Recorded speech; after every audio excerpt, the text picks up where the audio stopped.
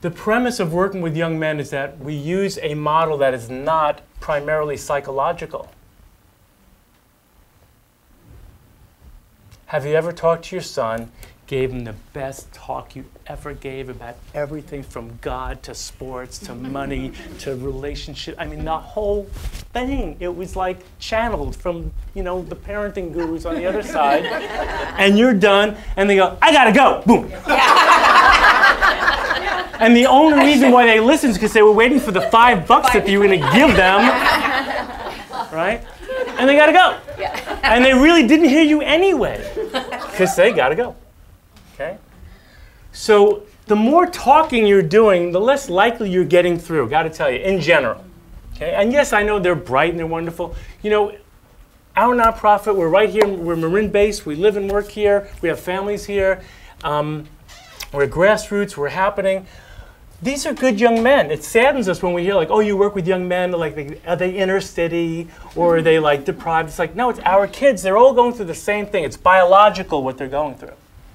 So we know they're smart because parents will go, oh, my son doesn't need that. He's really smart. Well, they're all smart. In fact, they're so smart, that's why you're sitting here because they got you here, right? We know they're smart. We know they're wonderful. We know all that about them. But do we know how to be with them is the point. So be careful about talking to them a lot because the model we use is biological.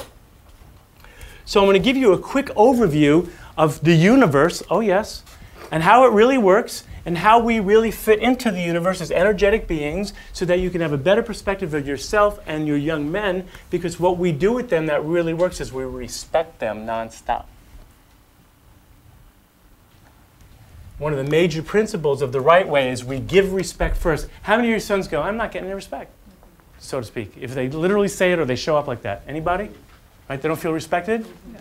Right. That's a big one for them. See, we take your sons, and I started this, by the way, for my son because I was like so clueless on how to do my own son to raise him. You know, I tried that thing when he was 5. I took him to a ball game, you know. Forget about it. It was like in the 80s. I mean, you know, in fact, I had to go chase after him and hope that he would hold on to me because I was lost on how to raise a young man in the 80s.